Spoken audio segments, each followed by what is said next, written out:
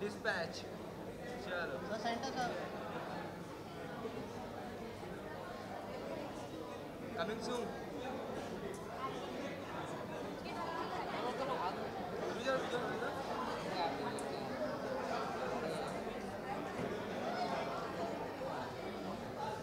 Brother थोड़ा पीछे बोला पहले इसके लिए। हाँ हाँ।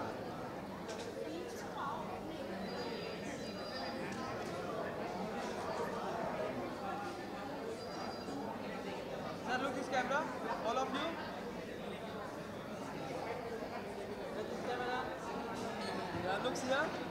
Centre camera. All of you look here.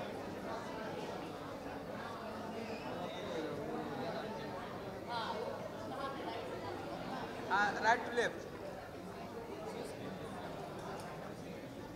Centre camera दो।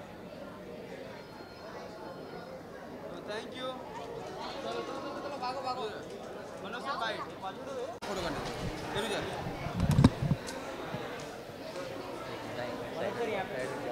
साइड हट जाओ प्लीज प्लीज।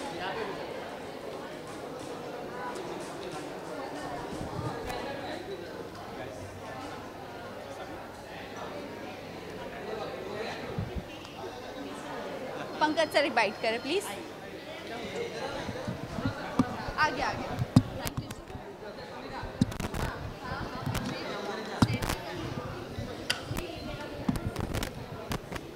Ready please.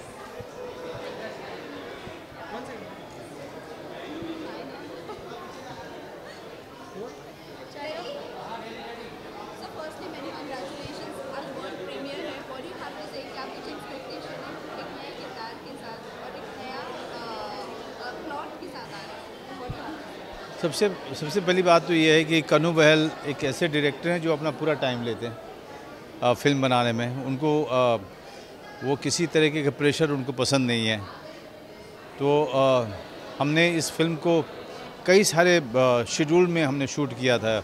एक तो कोरोना का टाइम भी था और जब हमने शुरू किया था उसी समय बहुत सारे लोगों को, कन्नू को, मुझे, सबको डेल्टा वायरस से हम इन्फेक्टेड हुए थे and that was a very difficult time for all of us. फिर शूटिंग रुक गई थी, फिर उसके बाद फिर किसी तरह से शुरू किया था। तो इस तरह से करके फिल्म बनी and Kannu Behl took his own time in post production. और फिल्म जो है अब लोगों के सामने मामी में आ रही है इतने प्रेस्टीजियस फिल्म फेस्टिवल में। बहुत ही कमाल की फिल्म है और एक अलग तरीके से एक जर्नलिस्ट, जो इन्वेस्टिगेटिव जर्नलिस्ट का किरदार है, जो क्या क्या मुसीबतों का सामना करना पड़ता है, किस किस तरीके से वो पर्सनल और अपनी प्रोफेशनल चैलेंजेस को लेता है, जो रिस्क उठाने पड़ते हैं और अपनी ज़िंदगी को भी संभालना पड़ता है। इस तरह की कहानी है। उसमें मेरा किरदार जो है ग्रे है, एक ऐसा आदमी जो एक इन्वेस्टिगेशन के तह में जाते हुए उसको लगता है कि शायद कुछ और बड़ी चीज़ उसके ज़िंदगी में हो सकती है और ये करते करते वो पूरी पर्सनल लाइफ को खो देता है। तो इस तरह की कहानी है and I am very excited. जिस तरह अभी आपने मेंशन किया इन्वेस्टिगेटिंग जर्नलिस्ट की आपका किरदार है। इन्वेस्टिगेटिंग जर्नलिस्ट को किसी को आपने फॉलो किया फॉर दिस कैरेक्टर या आपने नहीं, बहुत सारे लोग हैं, बहुत सारे लोग हैं। हुसैन हैं और बहुत सारे मेरे दोस्त हैं जो कि दिल्ली में हैं, दिल्ली पत्रकारिता में। उनका नाम नहीं लूँगा मैं। कुछ एक लोग हैं जो मुंबई शहर में, जिनसे कई सालों का हमारा संबंध है, क्योंकि जब सत्या से लेके अब तक फिल्म को लेकर के किसी न किसी फिल्म को लेकर के उनके साथ बातचीत होती रही।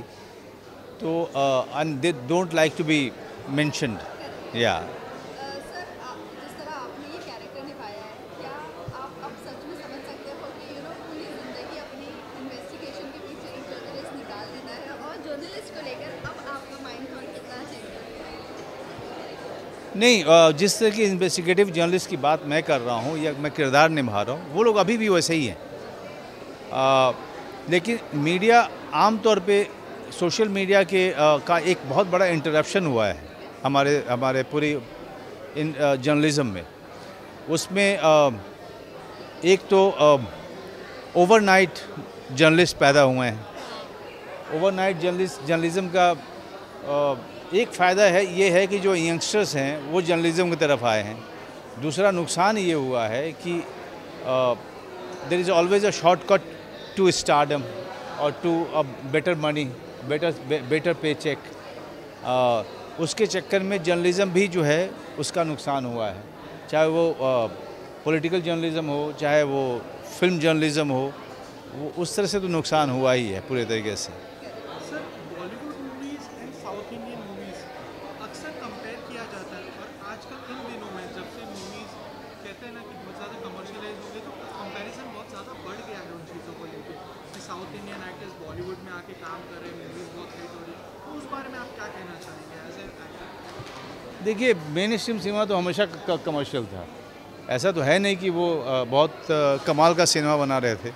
वो मेन स्ट्रीम सिनेमा हिंदी में भी जो है ऐसा कोई कमाल का सिनेमा कभी भी नहीं बना रहे थे। लेकिन बीच में एक फेज़ आया था जब उन्होंने अपने आप को चेंज करना शुरू किया था, and that was also because of the indie films and the impact of the film makers and the actors जो पैरेलल फिल्म इंडस्ट्री से, या जैसे दिवाकर है या अनुराग है और भी बहुत सारे लोग हैं जिनका प्रभाव रहा।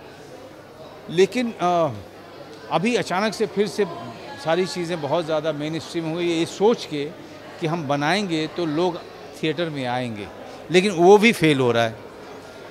तो we are living in a very mixed time है। अभी एक चीज़ चलती है या 3 चीज़ पूरे साल में चलती है तो हम उसको सेलिब्रेट कर रहे हैं।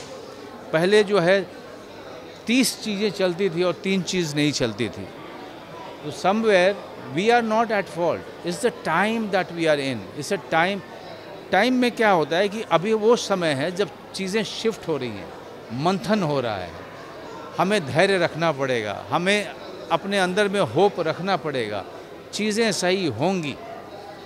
वो कब होंगी अभी पता नहीं है, लेकिन होंगी ज़रूर, क्योंकि मुझे लग रहा है कि कुछ बहुत बड़ा बदलाव होने वाला है। सर, आपकी हर मूवी कहीं ना कहीं ऑडियंस को कनेक्ट करती है। इस मूवी का यूएसपी क्या रहेगा ऑडियंस को कनेक्ट? अगेन, जिस तरह की दुनिया लोगों ने देखी नहीं है, जर्नलिज़्म जो है, या जर्नलिज़्म का एक बहुत बड़ा पार्ट है इन्वेस्टिगेटिव जर्नलिज़्म का, वो किस तरह से अपनी ज़िंदगी को खतरे में डालते हैं, या उनकी ज़िंदगी क्या है, वो उनकी अपनी पर्सनल लड़ाई क्या हो रही होती है, उसके बाद भी अब वो ग्रीड, वो स्ट्रगल, वो हर दिन की जो है अपने सर पे जो है खतरा लेकर के वो जर्नलिज़्म करते हैं, ये भी चीज़ सामने आएगी। लेकिन उसके अलावा भी बहुत सारी चीज़ है इस फिल्म में, जिससे लोगों को एक जर्नलिस्ट की लाइफ की कई सारे डिटेल्स आपको मिलेंगे।